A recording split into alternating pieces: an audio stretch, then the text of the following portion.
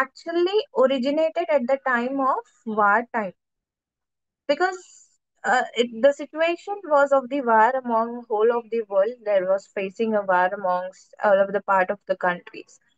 So it has originated at the time of wartime. So it planned for the better economic future because in the war, you know how many of the things get spoiled and there will be a lot of inflation. There will be a lot of loss here. So these things has came up as for the better economic future here.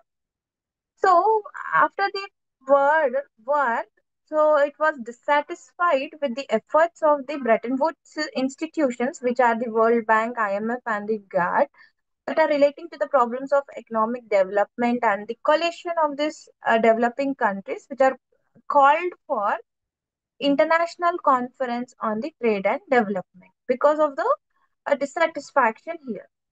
They called for the International Conference on the Trade and Development here. So what happened? The socialist were, whichever the socialist countries they are there around the world, they have supported this platform for international conference on trade and development here. So as a result, what happened in the year 1964, the United Nations General Assembly, it has established the United Nations Conference on the Trade and Development, UNTAD, as a subsidiary, as a another organ of its UNTAD.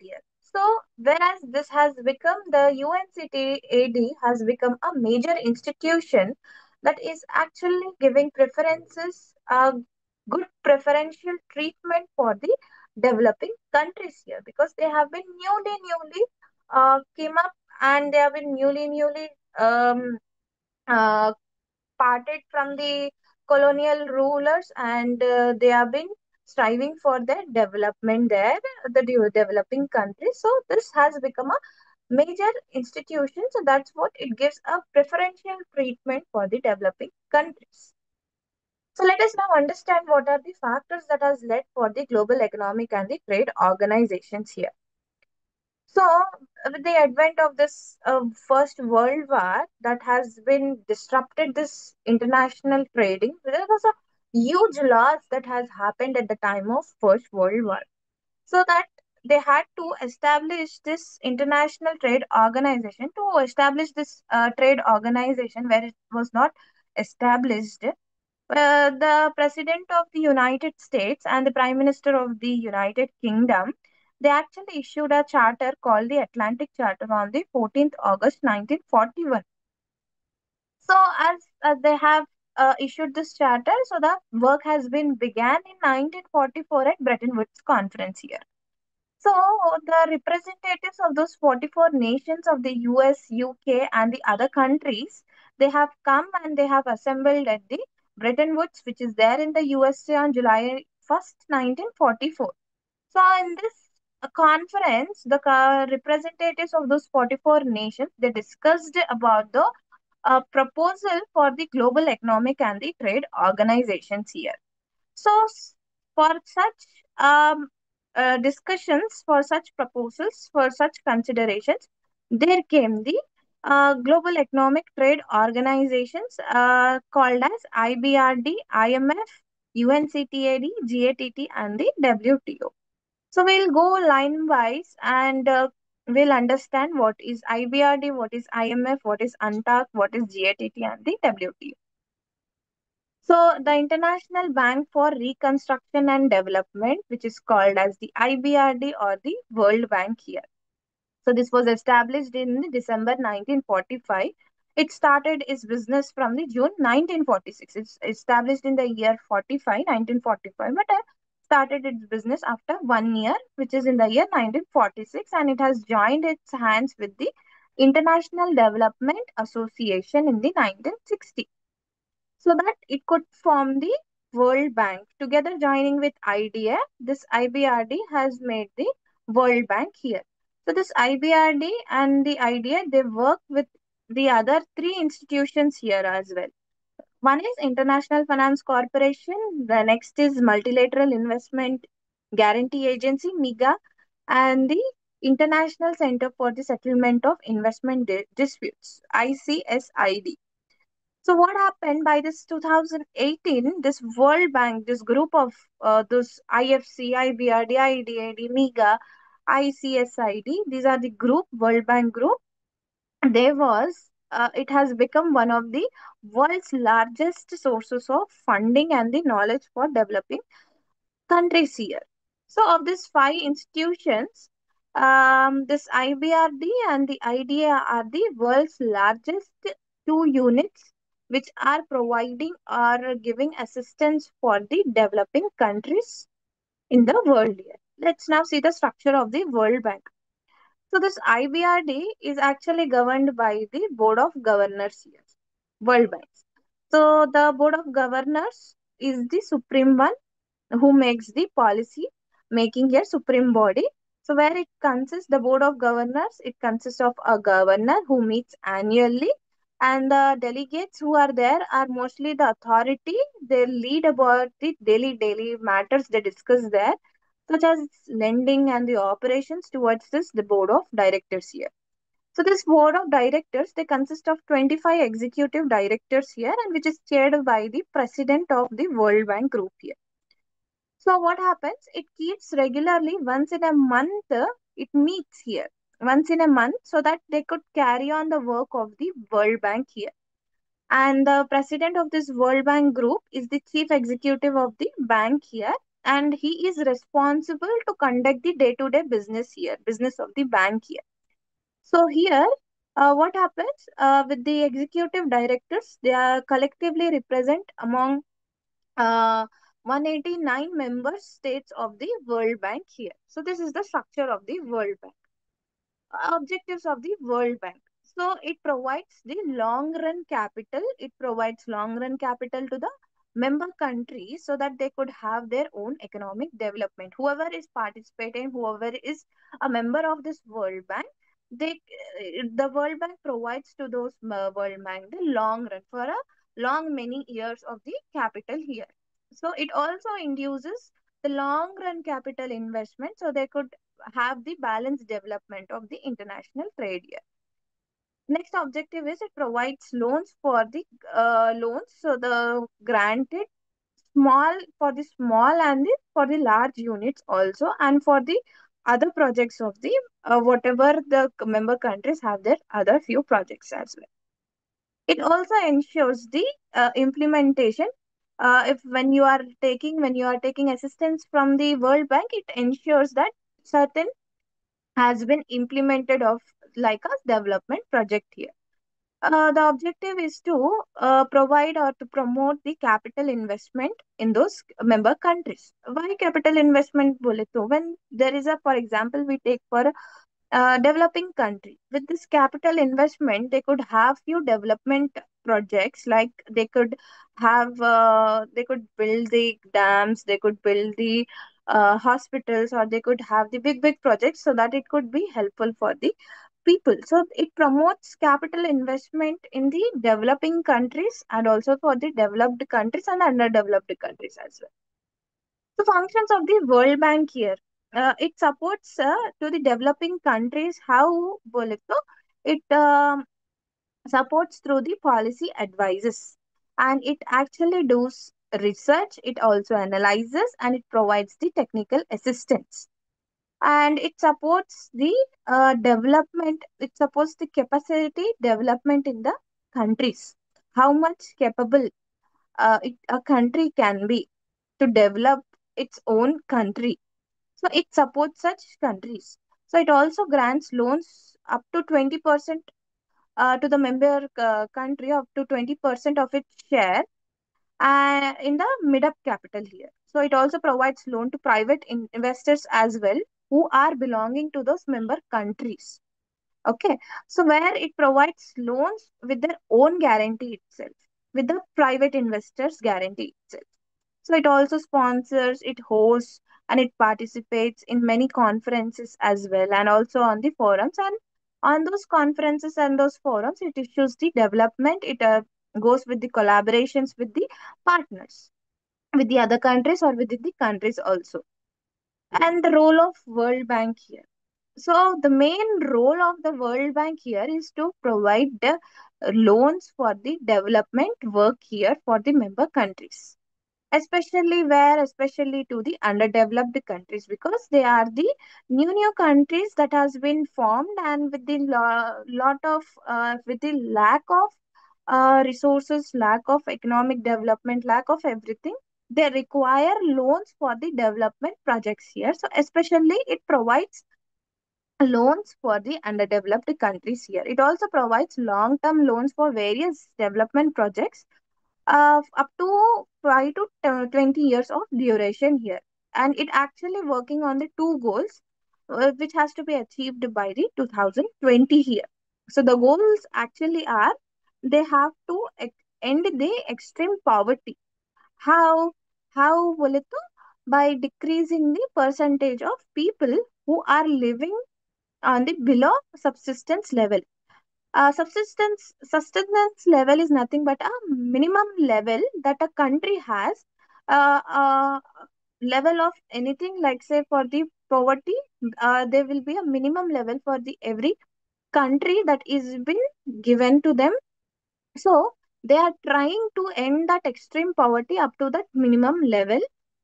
And they have the second duty, the second goal that World Bank has is it wants to foster the income growth as well of those countries who are the member countries in the World Bank here. So that's what this World Bank has become a very important and a vital source of financial and the technical assistance for the developing countries and also for the underdeveloped countries here.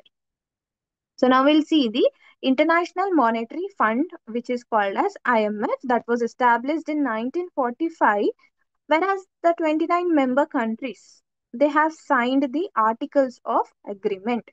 So in the year 1945, it has been established, but its operations were started on the March 1st, 1947, whereas France has become the first country to borrow from the IMF here. So it has begun to expand in 1950s and also 60s, and many of the African countries has become independent, and they have also applied for membership in this IMF here.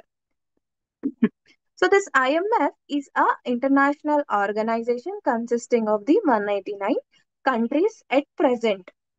So the fund actually aims at to provide the exchange rate stability, the temporary assistance to the members whoever are there for a certain period of time, for a small period of time.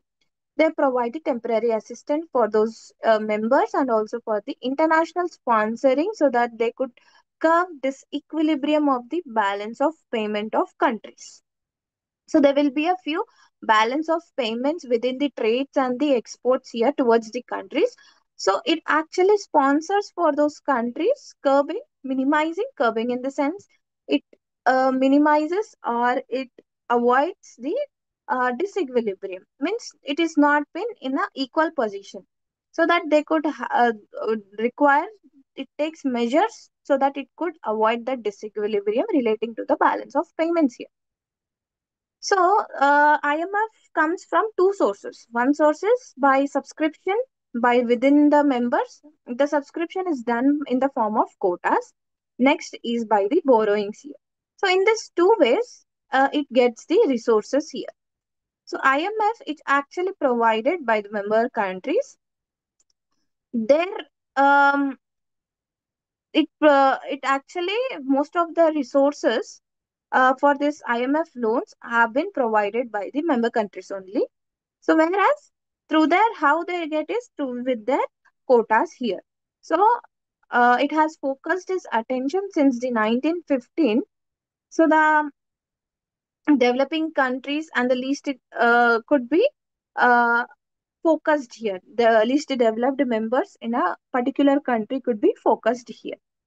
The objectives of the IMF are, it provides actually the international monetary cooperation towards the permanent institutions. The uh, permanent one, the permanent country that is been staying as a permanent member here, it actually promotes cooperation through a permanent institution. It is a permanent institution actually. IMF is a permanent institution.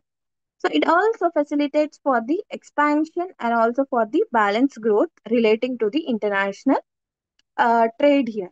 And the another objective is it promotes the exchange stability so that it could maintain a proper exchange arrangements among those member countries here. And it establishes for the multilateral systems of payments here. You can do it. It provides you an opportunity with not only with a one type of system of payment, but with a many types of system of payments here is establishes.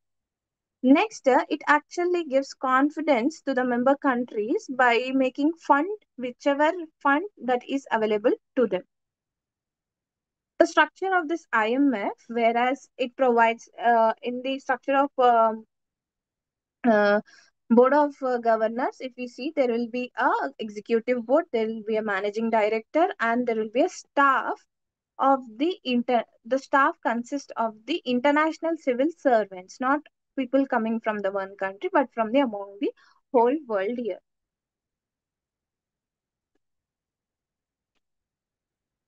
So the uh, board of governor here is the highest decision making body. So this board of governors, it consists of one governor and the alternative one from the each member country. There will be one alternative also, uh, a governor, and this board of governors, it actually delegates its powers to the IMF executive board here. So this executive board is actually responsible for conducting the day-to-day business of the IMF here, whereas this executive board comprises of the 24 directors. They have been appointed or they have been elected by the member countries or the group of countries that have been participating in this IMF here. So it deals with the varieties of policies, operations, and the administrative matters here. So those the term is of 5 years. The managing director serves up for a term of 5 years here. The managing director here is again he is assisted by one more four deputy managing directors here. And then comes the management team. There will be again a management team who actually looks after the work of the staff and also it maintains the high level context. People from the higher officials, people who are coming from many countries, they maintain high level contacts, the high level officials within those member governments here, the medias also and the non-government organization, and there are a lot of think tanks and the other institutions. So this IMF board of governors, they have been advised by the two ministerial committees here. The one is IMFC, next is Development Committee. The IMFFC is the International Monetary and the Financial Committee. So this IMF is actually accountable to the 188 member governments because people who are participating are the 188 here. They actually scrutinize the multiple stakeholders in the sense the political leaders, the officials, the media, the civil society, and the academia.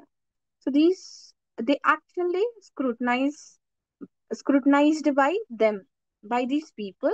So these official groups, such as this group of G20 and the group of 8, they have been actively engaging, they have been actively seen in the work of the IMF here. So functions of the IMF here, it basically performs three major functions. One is it serves a short-term credit institution. So whenever there is a member country who is in need of getting an assistance, it improves need of assistance.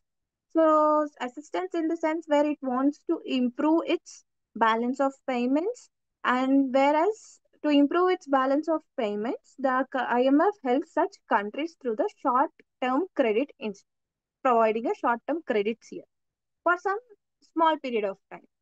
Next is it provides a mechanism for improving the long-term balance of payment positions. It not only providing the short, but also it is giving a work for the so that it could improve its long-term balance of payments. There will be for a long period of many years, they take loans or they take credits. So it provides a mechanism so for improvement of those long term balance of payments here. Next is it also provides for the international consultations.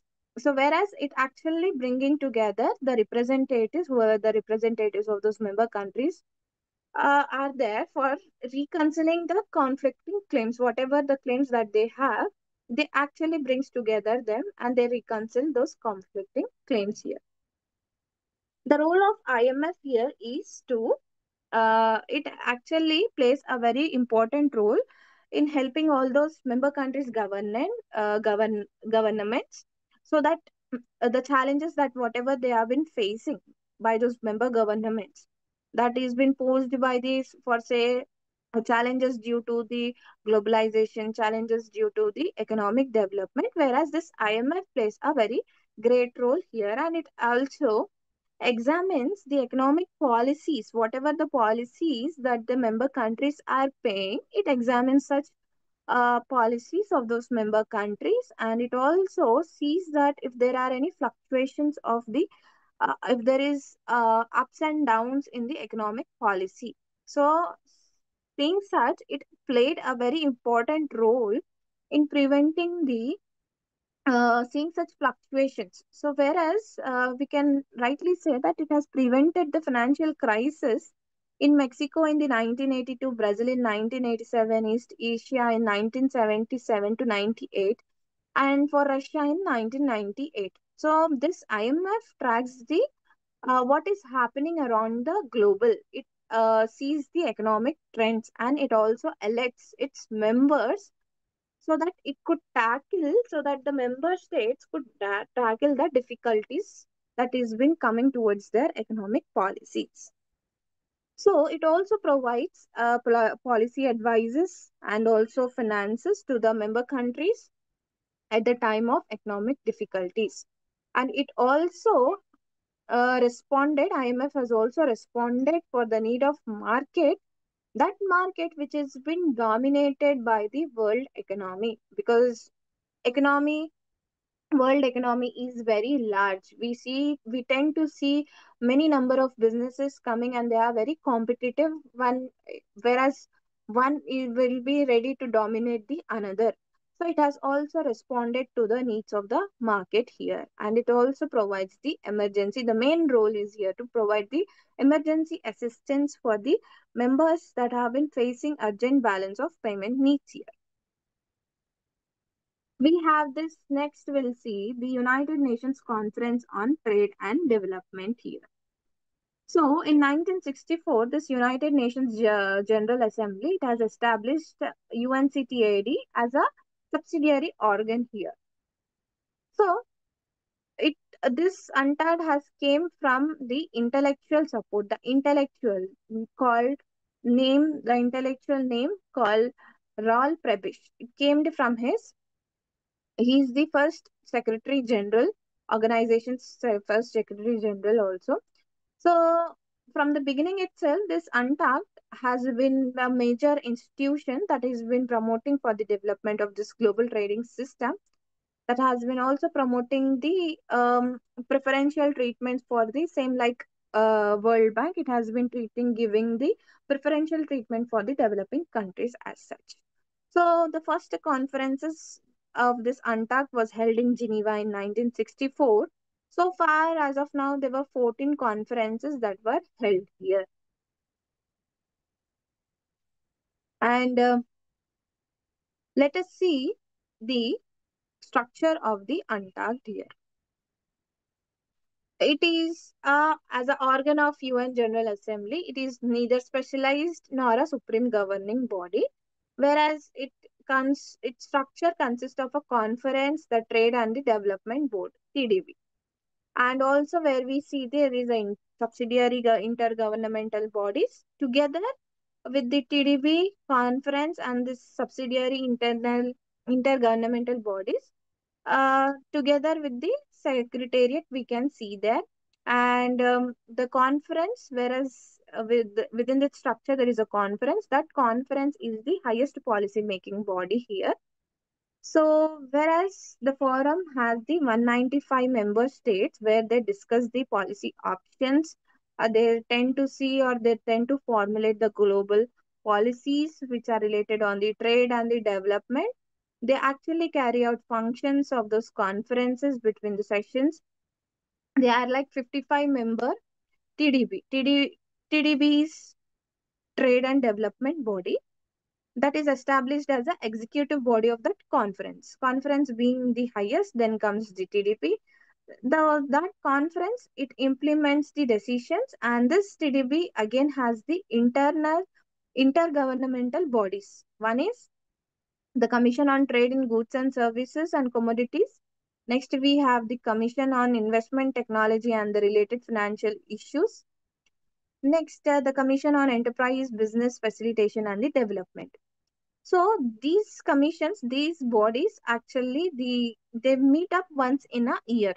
In a year they meet up once, and the offices of this UNTACD are located within the United Nations office, which is located at Geneva here. Whereas the staff approximately contributed like they are around 400. Mostly those staff are mostly the economists from the world here. So within this, there is a secretariat. That secretariat consists of four divisions here and one office. The one division is the division on globalization and the development strategies, which is called as DGDS. The division on international trade in goods and services and commodities, DITC. The division on investment technology and enterprise development, DITE. So these are the four divisions of the secretariat that is been structured here. We'll now see the principles of UNTACD here. So every country has a right so that they could freely dispose its natural resources. It can utilize its natural resources for its economic progress or the development. So within that resources, it can have that free trade with the other countries, because one country may not have the same resources that is being posed by the another country. So every country has its right to freely dispose its natural resources. Next, it has the principles of sovereign equality of states, self-determination of the people, and the national interference. Sorry, non-interference. You are not interfering in the internal affairs are the main principles that is been guiding this trade and economic relations between the countries. As a part of UNTACD or as a part of a member of the world here, there should be a non-interference in the whatever the internal matters of a member country here is. So it follows the principles of equality of states and the self-determination of people and the non-interference in the internal affairs. UNTACD. And next principle it follows is the no discrimination. That discrimination, there is no discrimination that is based on the socio-economic systems, because every socio-economic system might be differing in the terms of developed, developing, and the underdeveloped countries. So there will be an adoption of various trading methods and policies so that it could go up with this principle of no discrimination. We'll now understand the functions of UNTACD here. So it promotes, UNTACD promotes the international trade between the developed and the underdeveloping countries so that they could have the economic development. And their laid special emphasis has been laid upon the development of the underdeveloped countries, because underdeveloped being the very low economy, it lays a very special emphasis for the development of those underdeveloped countries, because we can see a lot of poor economy and there is a lot of poor health systems, or many things can be seen in the underdeveloped countries. UNTACD formulates the principles and policies on the international trade here. The next function is it negotiates multinational trade agreements here as such. Next, it makes proposals for implementing whatever its principles. Just now we have seen its principles, and there might be another principles also. So it makes proposals for implementing such principles and the policies. It also promotes the research and the support negotiations for the developing countries. Whatever the support they need, it provides such research work for the, and it also supports the negotiations that they can have with the developing countries here. The function is to review, it reviews and it also coordinates with the activities of the other institutions of the UN that has been relating to the international trade and the economic development here. So next, it acts as a center for the harmonious trade here, where you can see UNTACD has been a main center where it goes with a full trade that has been related to the policies of the governments and the regional economic groupings. So now you'll understand the importance of UNTACD here. So this UNTACD has played a very leading role in providing aids for the, we get many of the humanitarian aids, many aids in the form of financial assistance for the developing and the least developed countries so that they could achieve their socio-economic progress here. So that's what here they say that it can be summed up in the three words. One is to think, debate and deliver. Whereas one of the principal achievements of this UNTACD 1964 has been the generalized system of preferences, GSP, that is been done by the developed countries. Under this GSP scheme, there were manufacturer exports and the import of some agricultural goods that is been coming from the developing countries. They enter duty free at the reduced rate. They have a very low rates in the developed countries. Who this developing countries under this GSP scheme here. So it also influenced the tariff structure as well, and it also embassies to classify the products that have been correct, that have been true, so that the developing nations can enjoy some point of concession, some point of decreasing um, um, what's a concession in the matter of tariff. Or say if it is more, they can come to a little lower level also. So it has this, the importance you understand here is one more is this, it has stabilized the prices of primary products under this integrated program on the commodities as well. So the main contribution here is to fund $750 million. The initial contribution of this UNTACD was to fund $750 million here, and it also reduced the debt of the burden of those developing countries as such, and it also see through this UNTACD publications, this secretariat, it has played a very great role in raising the issues. It has raised the issues, it has generated many ideas, and it has also influenced the thoughts, policies, and actions in the within the international system here. So that's what this secretariat, it directly go and it directly have its interaction with many developing countries to how they go, how they interact here is through various, through a number of technical cooperation activities here as such.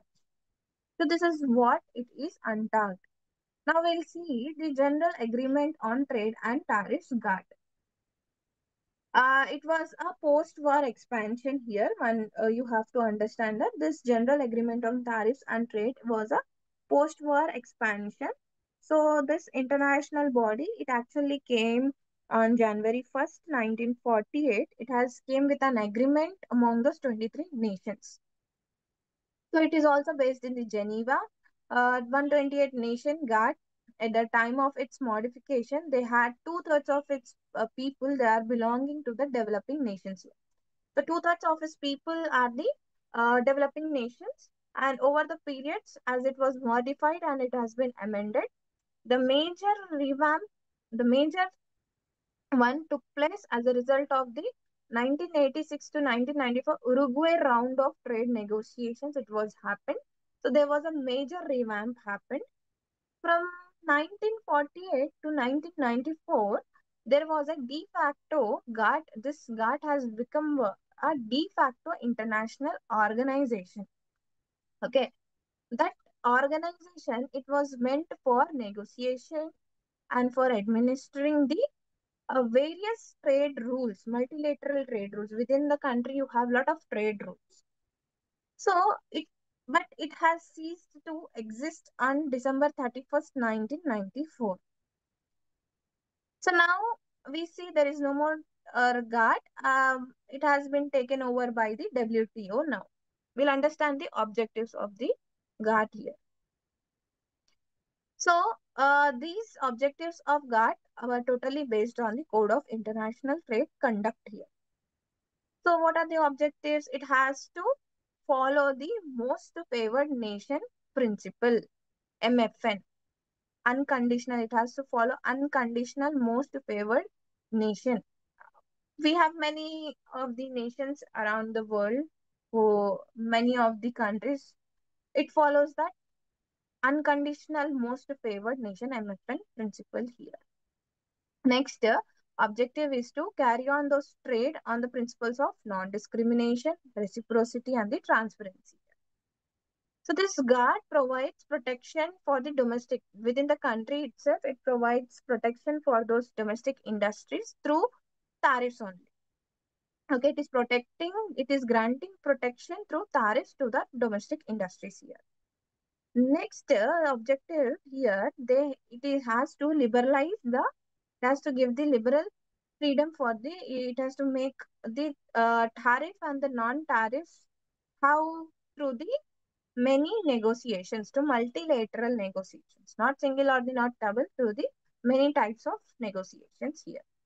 So to achieve these objectives, the agreement actually provided for the multilateral trade negotiations.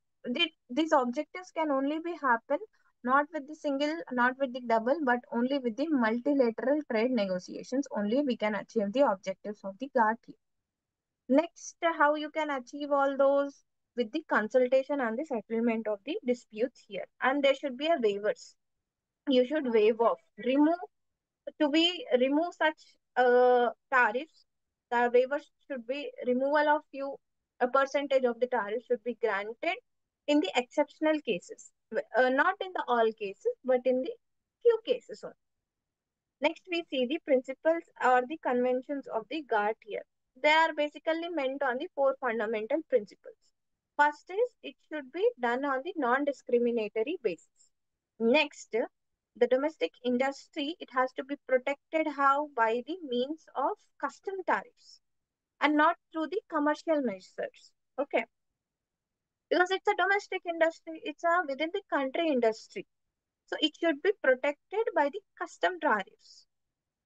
There must be no other commercial measures here. Next, it has the aims of consultation through the avoidance of the damage to other members. They should not do any kind of damage to the members who are in interest here. Members of interest that are there as a part of GATT, it should avoid the damages for those member interests. And it also meant on the principles of it should go with the negotiations that should be held up so that it could reduce the tariffs and the other trade barriers that is happening within the countries here. It should provide a framework for them. Next, within this GATT, we tend to see here the eighth round of talks here. Since its formation in 1947, there has been 8 round conferences of this global trade negotiations that were actually held under this GATT only. The first round was held at Geneva in 1947. The second round was held at Annecy in the France in the year 1949. The third was held at Torquay, Britain in 1950 to 51.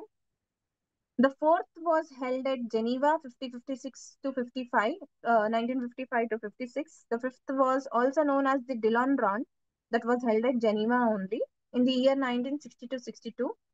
The sixth round, it was known as Kennedy Round, that was held at Geneva 1964 to 1967. The seventh round, that was held at Tokyo, that was called as the Tokyo Round in the year 1973 at the Tokyo, and it has ended in 1979 in Geneva. It held at Tokyo, but it ended in Geneva here. The eighth round of GATT has been began with its negotiations in the Uruguay in the year 1986 at September. So at the Uruguay only it has given the successful conclusions on 15th December 1993. Okay. Whereas this Arthur Dunkel, he was the Director General of GATT. He has declared that the time came for the GATT 1947 that has to be at the this round only. There it has given a conclusion here because it's a interim body. Whereas they said that it has time has come to replace this GATT by the new World Trade Organization and in the headquarters of agreement 1994, whereas those members here they decided to establish the World Trade Organization replacing the GATT here. So we'll see from GATT to uh, WTO. So first it was GATT that was looking after all the um, trade affairs around the world. From GATT, it has been replaced to the WTO. So indeed, when we see it was only the Uruguay round that has concluded on the December 15, 1993 that has been marked the end of the GATT here. So at the signing of this Uruguay rounds in the Marrakesh on 15th April 1994 that has led for the updated version known as GATT 1994 that has been become a very integral part of this WTO. That WTO was established on the 1st January 1995 year. So this was agreed that there will be 1 year transition period. Okay, from going from this to the another one, there will be a transition, the changing period. 1 year changing period with this GATT 1947 bodies and the commitments that would coexist with the GATT and the World Trade Organization. The changings, it gave a period of 1 year here. Okay. So there was a preparatory committee for the WTO that has been established under the chairmanship of Mr. Peter Sutherland. The committee was been responsible for preparing the groundwork for this smooth transition of the GATT here because you have been transitioning, you have been changing from the GATT to the WTO. So that Uruguay round has been convinced these members so they could again reinforce it has made and it has convinced those so that it could extend the multilateral system that could be attempted and that efforts has been resulted in the Uruguay round, the Marrakesh declaration and the creation of WTO has been seen has been come into picture and thus the establishment of this WTO has been coincide. Luckily, it has been coincide, not luckily, but it has been coincide with the end of the Cold War here because we tend to see the Cold War has been ended around the 1990s. So this WTO was an intergovernmental organization. It has been concerned. Now we'll understand what is WTO, World Trade Organization. We'll see its structure, its functions, its principles, and its role here. Okay, so this WTO has been one of the intergovernmental organization that has been concerned with the international trade between the nations. The WTO has been officially commenced on the year 1995 on January 1st year under this Marrakesh Agreement that has been signed by 123 nations on April 1994 that has been replacing the GATT year. So, lot of this WTO's current work, it comes from the 1986 to 1944 negotiations, which is called as the Uruguay round. Earlier, it was the negotiations that came under the GATT here. So, this WTO agreement, it has negotiated and it has also signed by the bulk of world's trading nations, by the more of the world trading nations, and they have been corrected their it has been ratified also in their parliaments. So the main goal here of the WTO is to ensure the smooth trade flow here. We'll understand the structure and the membership of WTO. So this institutional body, the highest institutional body of this WTO, the structure is the Ministerial Conference. This ministerial conference is the highest institutional body and that is a decision making body that usually meets every 2 years. Okay. So the first ministerial conference that was held in the year 1996 in December in Singapore, and there will be a general council conduct of those organizations, businesses between those ministerial conferences. Both of those council and the conferences bodies, it comprises of all members. So there is a specialized subsidiary body, which is the councils, committees, and the subcommittees. They all comprise of the members, administer, and they also monitor the implementations by those members of those WTO agreements. Okay.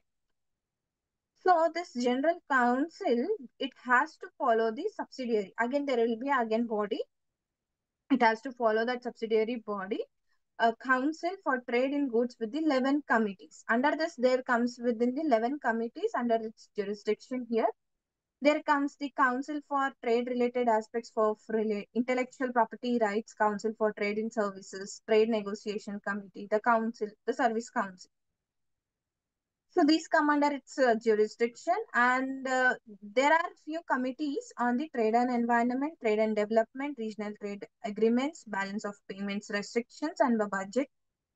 And that we tend to see there will be a finance and the administration. So there are committees on these things.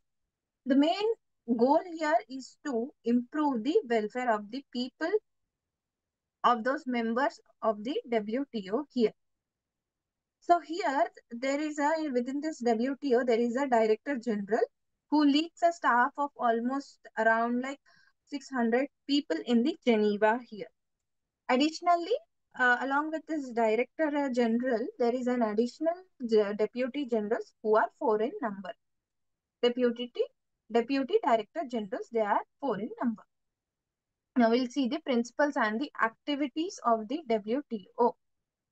So the founding principle or the guiding principle, it remains on the open borders, and it guarantees the same again called the MFN, the most favored nation principle, and the non-discriminatory treatment and among those members who are part of the WTO, and it also conducts, there should be a transparency in the activities that is been conducting. Okay, the agreements, the activities of this WTO are here to, it has to negotiate the reduction or it has to eliminate any kind of obstacles that is coming in the trade here. Next, it has to administer, that it has to see, it has to monitor the rules that has been agreed for the trade under this WTO. Next, it has to monitor and it has to review all those such trade policies of those member countries, because member countries' trade policies might be different from the other countries, and they might be more, they might be small, they might be less, or they might be limited. That's what it reviews those trade policies, whether it is favorable, whether it is not. It checks, it monitors what are the things that they are carrying on. Next, it settles the disputes, whatever there are there between the members here. Next, it builds the capacity of those developing country government officials within the international trade here. Next, it conducts the economic research also, so that it could educate, by educating the people about this WTO mission. The main aim is to ensure the smooth flow of the trade within the countries. We have seen the activities. Now we'll understand the functions of WTO here.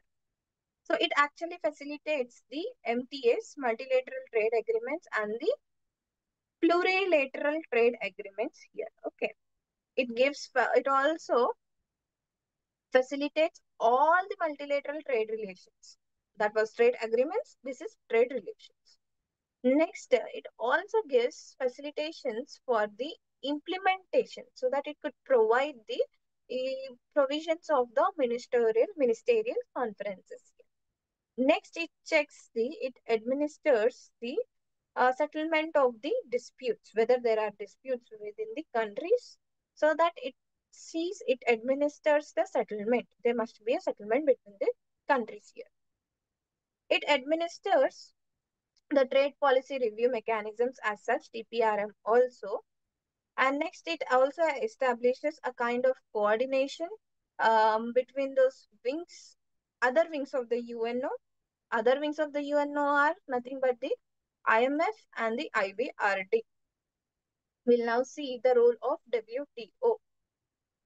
So, the dispute settlement mechanism in this WTO is, in a way, it has been increased here. The organization has provided a platform or a forum for its members so that they could discuss and they could come and agree on a progressive, on a very growthful tariff reduction so that they could achieve a sustainable economic development here and there could be improvement in the standard of living among those countries. So this WTO is not a aid agency. It actually plays a role of clearing house for information on trade development aid. It is not an aid agency, but it plays a clearing house. It has to clear by giving up information related to the trade on the aspects of developmental aid here.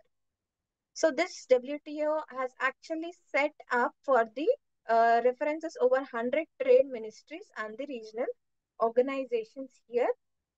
Uh, and with the capitals of those developing and the least developed countries so that they could enable ministry officials so that ministry officials can be present at the events in the WTO in the Geneva here. So there have been efforts that has been making to help those countries who do not have this permanent representation in the Geneva here. So this is what it is called the role of WTO.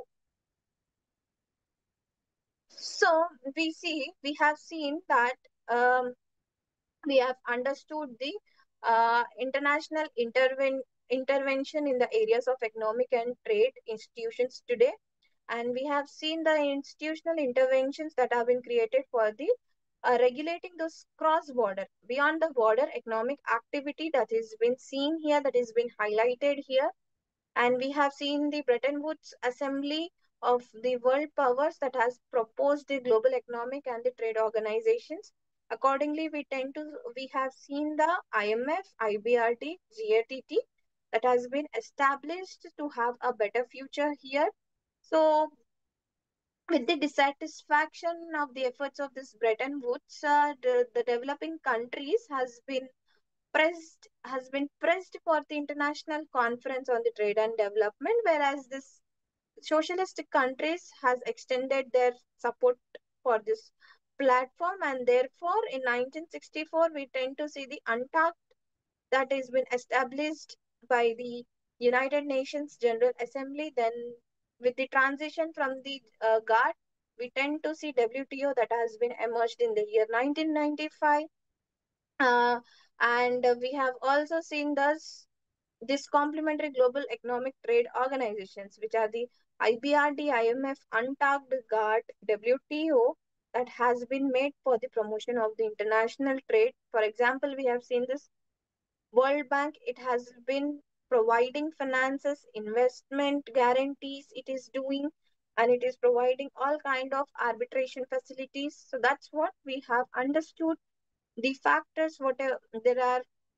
We have also seen the what are the factors that has led for the formation of this global economic and the trade organizations with a few focus on their structures, functions and role. Also we have seen, we have understood here. So this is what today's topic is about. Thank you.